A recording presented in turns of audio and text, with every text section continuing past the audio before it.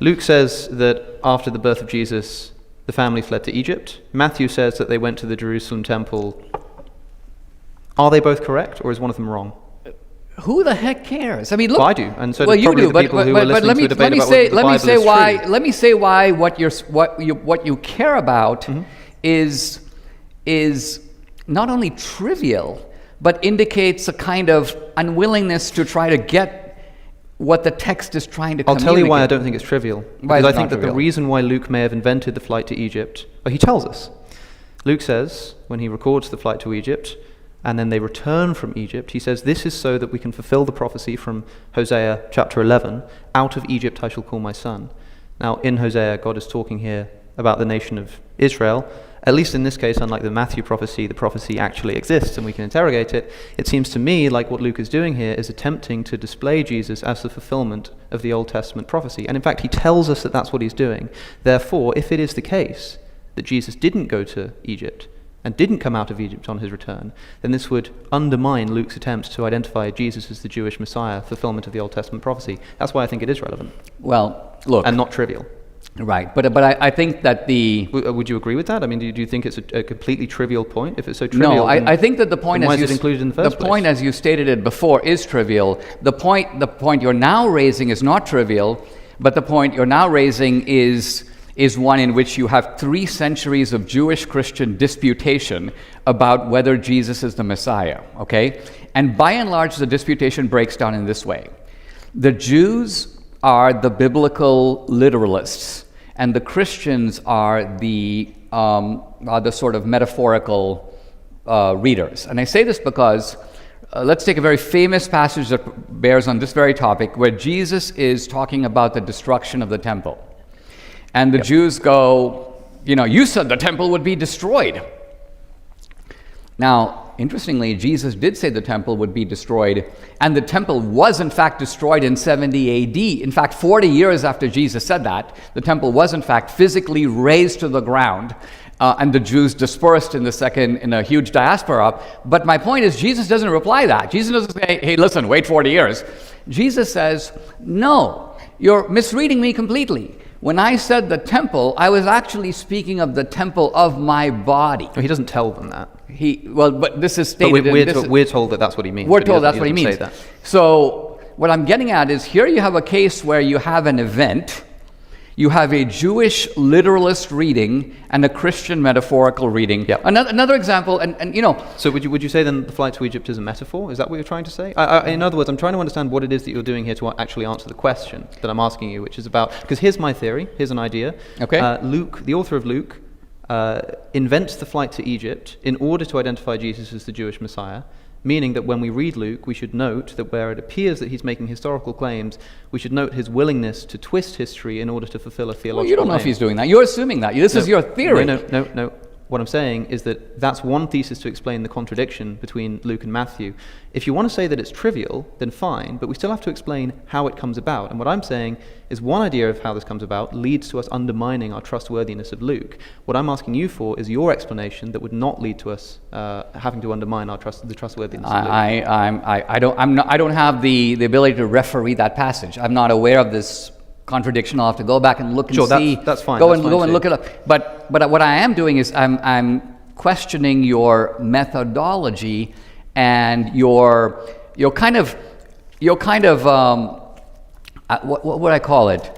You got the Jews and the Christians arguing about events, and they're very complex events, and they're very powerfully meaningful events. Like let's take, for example, Abraham and Isaac are going up the mountain. Mm-hmm. And Isaac says to Abraham something to the effect of, where is the lamb for the sacrifice? And Abraham says to him, God will provide. God will provide. Now, in a Jewish reading, this whole thing has got to be understood in terms of, here's Abraham, he's willing to sacrifice his son, God says stop, it's a tale of obedience. In the Christian reading, it's not that, or it's not only that. The Christian reading is, Jesus is the Lamb of God who takes away the sins of the world. So when Isaac says, where's the lamb? And Abraham says, God will provide, it is a foreshadowing of a significant event in the New Testament. Now again, as I say, the Jews and the Christians argued this for 3 centuries and more. I'm not even trying to adjudicate who's right, but I'm saying you're waltzing in, coming with neither of these two assumptions. In fact, I assume you think that the Old Testament is as mythological as the New. No. Okay. Sorry, I need to. And I guess what I'm saying is that people who read the Bible to understand what the Bible is trying to say and what we can learn from it, do what the Jewish rabbis did and do what theologians like Augustine and Anselm and so many others have done.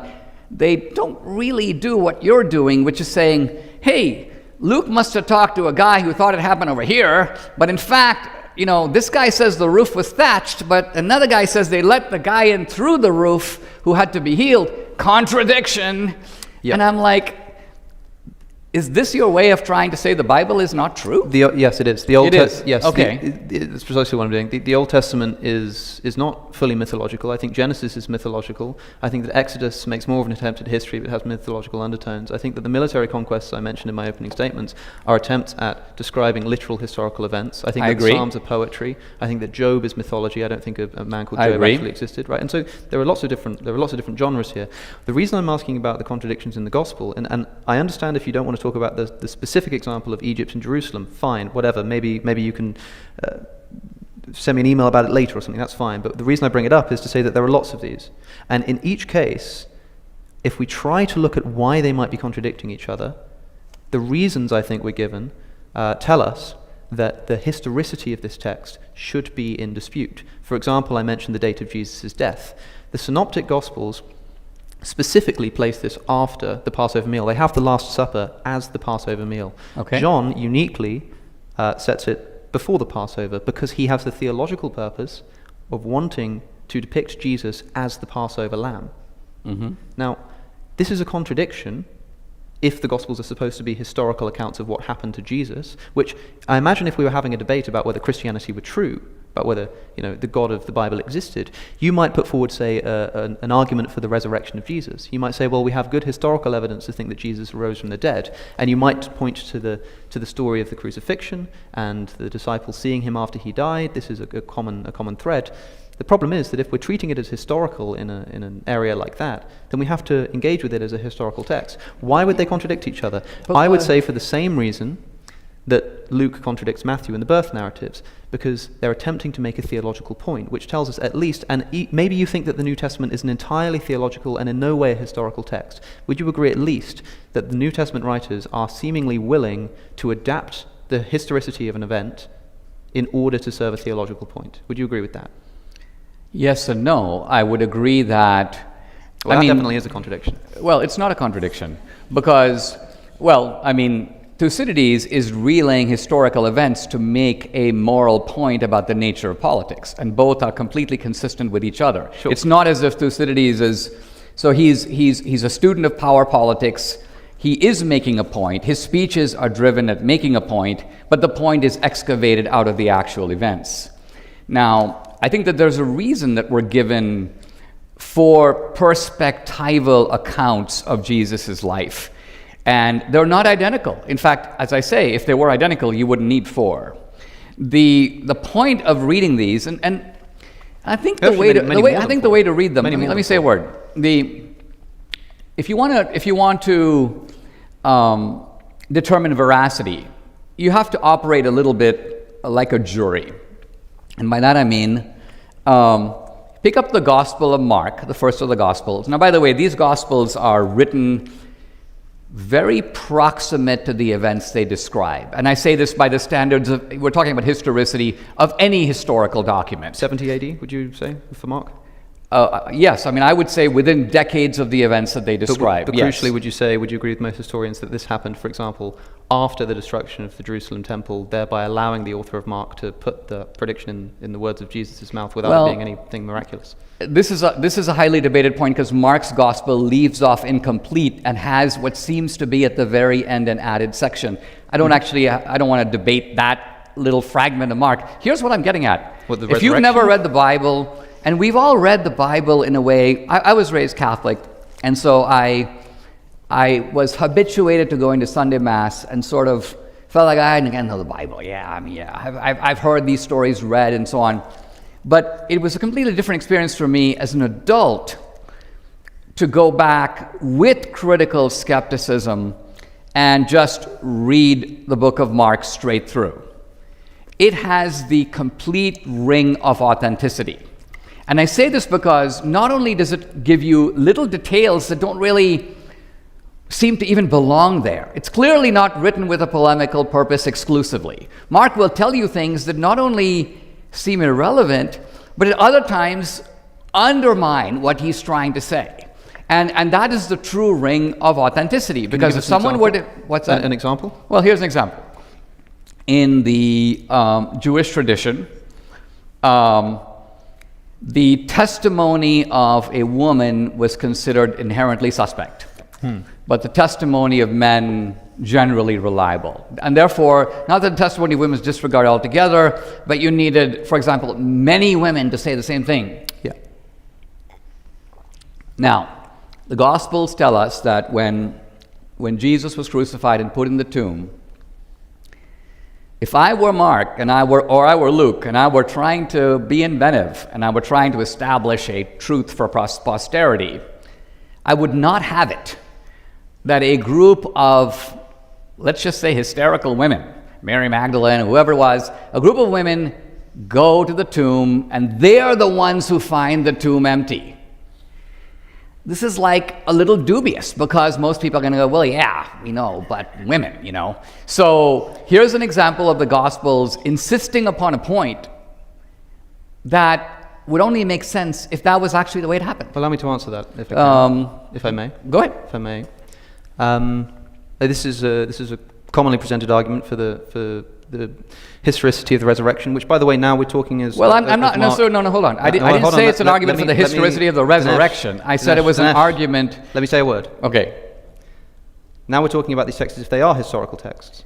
And the thing about the women is, look, this is quite straightforward to me. Who anoints bodies? Who goes to tombs and anoints bodies after someone dies? It's not men, it's women. And so if the authors of the Gospels had the men go to the tomb to anoint the body, which is what Mary and the other women were doing when they went to the tomb, that itself would be very strange and give us reason to doubt the historicity of the events. In other words, it's like if there's a task that women do, and that task is how Jesus' empty tomb is discovered, then why would he invent it? Why would they invent a story that has men going and doing it? Secondly, you said that you need multiple women's testimony. How many women go to the tomb? Multiple. Thirdly, what do the women do immediately after seeing the empty tomb? They run and tell the men who come and verify it for us. Right. So I don't think that this fulfills the criterion of embarrassment at all. In fact, I think the opposite is true. I think that if this was an invented story, I'm not saying it is, by the way, but if it were, then of course we could expect the people who discover the empty tomb to be women, because it's women who go to anoint the body at the tomb. Okay, so let's put together what I just said and you just said, and let's ask the question, based upon what you said and what I said, did it happen that way? And I would submit that what you have done, see, you're doing special pleadings. You could argue I'm doing special pleadings, but I would admit that the thrust of the Bible and the thrust of the story is in fact aimed at delivering a truth from Revelation. That's fine. What you're trying to do is saying, all right, I can't contest that because that's outside the domain of reason, but what I'm going to do is I'm going to adopt sort of the nitpicking strategy, and because we got 4 accounts... Well, hold on, you're the one who brought that up. You're the one who said that I did. Women discovering the tomb... And I'm tomb. saying nothing you've said has even slightly refuted it. You don't think anything I just said refuted the idea that would be something you wouldn't expect from the Gospel authors if it were invented? No, here's what I'm saying. I'm saying that I mean, let's look at what we agree on, what we disagree on. You agree that in that culture, the testimony of women in general counts for less. I think this is something that Josephus tells us, but it's impossible to know what sort of culturally people actually thought at the time. It's impossible for us to know. But I'm happy to grant it, yeah, sure. It's impossible for us to know, even though Josephus says it, okay... Well, that's in a court of law, right? No, but what I'm saying is, if you're applying the is it impossible for us to know, I would suggest to you it is impossible for us to know that it was the absolute and unwavering duty of women to provide all the ointments. You've stated that as a fact. No. I would say it's impossible for us to know. What I'm saying is that if If somebody's reading this text and you say, well, if this were invented, why would it be women who discover the tomb? That would be embarrassing for them, the so-called embarrassment criterion. I'm saying, would it not be just, is not the fact that we're told why they're going to the tomb to anoint the body, is this not just reason enough? No. I mean, look, I'm not the one claiming I know how this went down, by the way. And also, you just accused me a second ago of special pleading. I wanted to ask you what it was that I'm specially pleading. Well, what I'm saying is that you have an event. These events are described with great precision and a sort of eyewitness presence there. Now, we know in some cases there weren't eyewitnesses, but they're nevertheless described, this is the way it happened. And 4 guys are telling you their point of view, right? Yeah, none of them the women who actually discovered the tomb, by the way. No, you're not hearing from the women, I agree. You're 4 male gospel writers, apparently. I lost my train of thought for a second, sorry. I also don't want to get too caught up on this specific example, but I suppose we'll have to sort of leave it with the audience in the live stream. The point that I'm trying to make is that the historicity of at least some of this is important for Christianity. The historicity of the life of Jesus. Like if it were discovered historically speaking that a man called Jesus never existed, that would completely undermine Christianity. Are you saying important. That? No, I'm not saying that. Okay. Of course I'm not saying Let me ask you a different question. I'm saying that historically it matters. The crucifixion, the resurrection, these are matters which historically matter to Christians. And so when we're dealing with a historical account of what happened, when they're riddled with contradictions, I think that that's a problem. If you don't think that's a problem, then that's fine. But I think that the people listening and wanting to find out if the Bible is true might see that as reason to undermine the trust of the text. First of all, almost everything that we know about those events in terms of modern historical reliability, for example, where is the site of Jesus' crucifixion? Yeah. Unknown. Allegedly disputed. There are a couple of potential sites, but it's not known. What day of the year was Jesus born? Unknown. We think Jesus lived for 33 years, but let's say that one of the Gospels said it was 33 and the other one said it was 34. Do you think that would actually refute Christianity? No. No, it would not. No. It would actually be quite understandable that you'd have 2 guys. And they would get that, and they'd be off on that, and this contradiction would be trivial because the issue is not whether Jesus lived for 33 or 34 years old. That's a different kind. Because if you could tell me that the reason why they had specifically chosen those ages was to serve a theological point, knowing that they're willing to sort of adapt history in order to make a theological point. I wouldn't say that point alone undermines Christianity. What I would say is that it undermines our trustworthiness in the Bible. I'm not saying that any one of these contradictions can tell us Christianity is false. Of course not. But I'm saying firstly, the question is not if Christianity is true, it's whether the Bible is true. It may be the case that a man called Jesus came down to earth, rose from the dead. It's just that the gospel accounts get the details wrong, which mean that the Bible is not correct, but the story that the Bible tells is true. It means that Christianity is true, but the Bible is false. That's perfectly consistent. I'm simply saying that what you're doing is you are supplying a motive that is completely made up, and that I could engage in exactly, let's just take, for example, the 33 versus the 34 years. Now, here's what I'm saying. If there was such a contradiction and I were being you, I would say, the reason that Matthew said it was 33 is because 3 is the number of the Trinity. And so 33 has a certain theological resonance because 3 and 3 is 33. Hold on. And then I would come around and say, well, the reason the other guy said 34 is actually 3 plus 4 is 7. God made the world in 7 days. 7 is known to be a number fraught with theological significance. And I'm saying this is basically Alex BS. Dinesh, the gospel writers tell us that's why it happened. They say that the reason the family went to Egypt was to fulfill the prophecy of Hosea. Okay, and in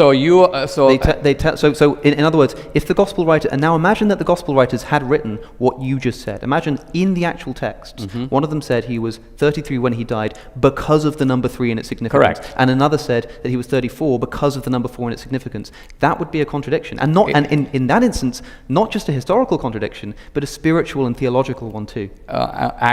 No, it actually wouldn't. Oh, come on. It wouldn't. I'll tell you why. You don't think that's a contradiction? No, it's not a contradiction at all. Because the gospel writers are constantly contradicting each other. No, not contradicting each other.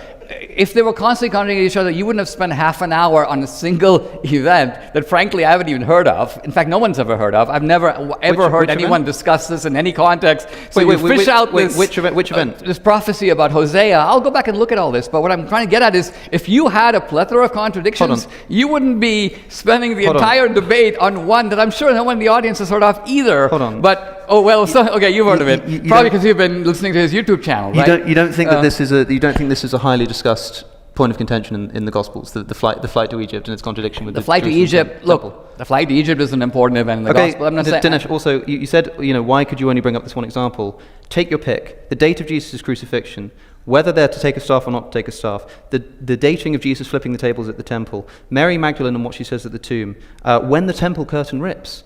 In the Gospel of Luke, it says that this happens before Jesus' death, and in the Gospels of Matthew and Mark, it says that it happens afterwards. We can go through any of these contradictions that you like, but the problem is that what you're going to tell me is that it's trivial, and then when I try to explain that it's not trivial, you say, oh, well, I haven't even heard of it, and no one else really cares about this. When other people do, by the way, this is a highly discussed point of contention in the Gospel.